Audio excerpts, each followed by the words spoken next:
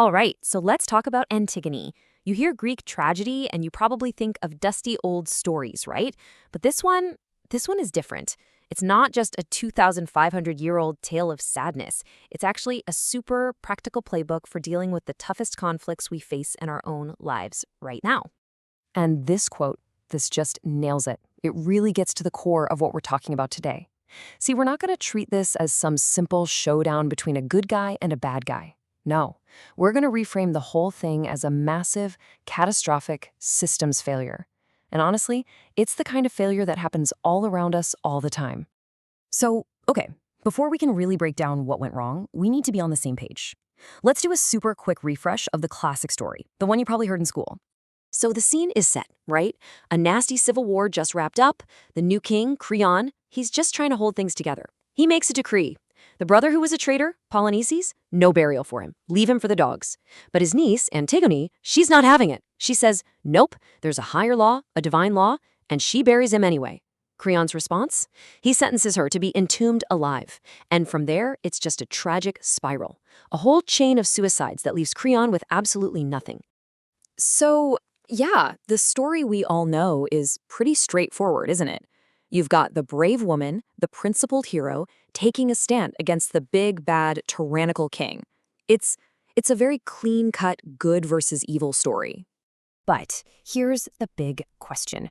What if that simple reading is a catastrophic error? What if that black and white view is the very reason we keep walking into the same traps in our own companies, in our politics, in our own lives? Okay, so let's try something different. Let's throw out that old lens and pick up a new one. We're going to stop looking at this as a fight about who was morally right and start looking at it as a systems problem. And our guide for this? Well, it's going to be Aristotle. And through Aristotle's eyes, this isn't about good versus evil at all. He wouldn't have picked a side. Instead, he would have seen two totally legitimate but clashing principles. On one hand, you have Antigone. She's all about ethos, this unwavering personal virtue, her duty to the gods. It's non-negotiable. Then you have Creon. He's coming from a place of logos, the cold, hard, rational logic you need to keep a city from falling apart after a civil war. And here's the kicker. Both are right. Both are necessary. And that is the absolute crux of it all. The tragedy isn't that Creon was a villain or Antigone was a zealot. The tragedy is that their system, their city, had no way to hold both of their truths at once. It wasn't a moral failure. It was an infrastructure failure. So how do we diagnose this infrastructure failure? Well, we can actually break the whole story down into three key symbols. Think of them as the three core mechanisms of the collision. So we've got the burial, the decree, and the tomb. And I want you to remember, these aren't just things that happen in the play. They're powerful symbols for forces that are absolutely at play in our own world, in our companies, in our communities, every single day. All right, let's start with the burial. This is Antigone's unconditional ethos made real. You know what this looks like today? It's the whistleblower who sees something wrong and has to speak up. It's the scientist who won't fudge the data. It's a stand based on a principle so fundamental that to negotiate on it would be to betray its very essence. Okay, next up is the decree. This is Creon's logos of necessity. And it's so important to see this not just as some power trip. It's the logic of the system itself.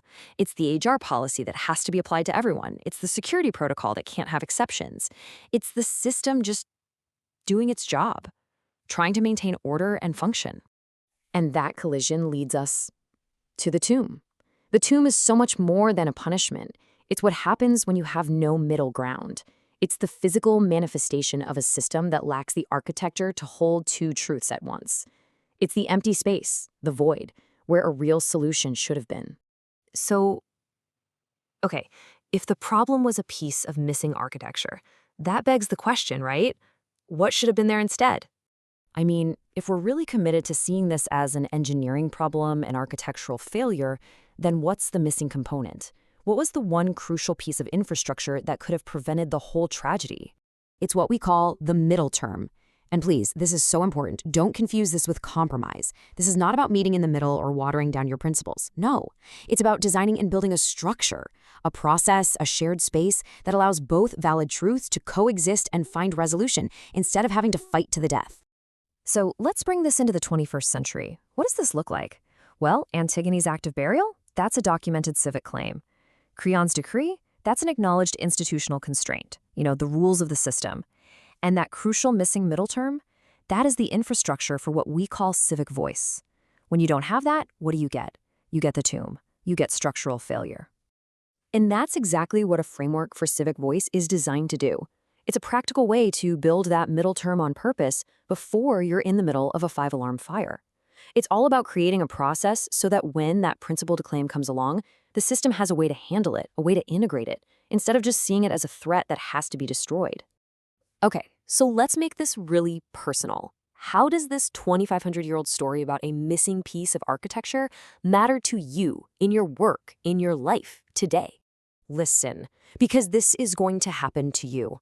I guarantee it. You're going to have your crayon moment or your Antigone moment. The question you need to be asking yourself is not, which side am I on? The real question is, have I built the middle term before that moment arrives? And building that infrastructure is something you can actually do. It means taking clear steps way before things get heated. First, you have to get absolutely laser-focused on your principle. What are you actually claiming? Second, document everything. Create that undeniable record that gives your claim legitimacy. And third, and this is maybe the hardest part, you have to frame your argument in a way that respects the system's own logic. You have to build a path to a solution, not just a battlefield for a fight. Think about it. Antigone's principle was flawless, totally unimpeachable. But she had no architecture to support it, no way to make it survive in the world she lived in. And that's the brutal lesson here. Principle without infrastructure is really just a beautiful way to describe a sacrifice. So it all comes back to the number two. Two valid truths, one system. And the goal isn't for one to win. The only thing of value, the only way to avoid the tomb, is to have the infrastructure that's strong enough to hold them both. So I'll leave you with this. Your collision is coming. It's not a matter of if, but when. So what have you been building? Have you been building a bridge, or have you been digging a tomb?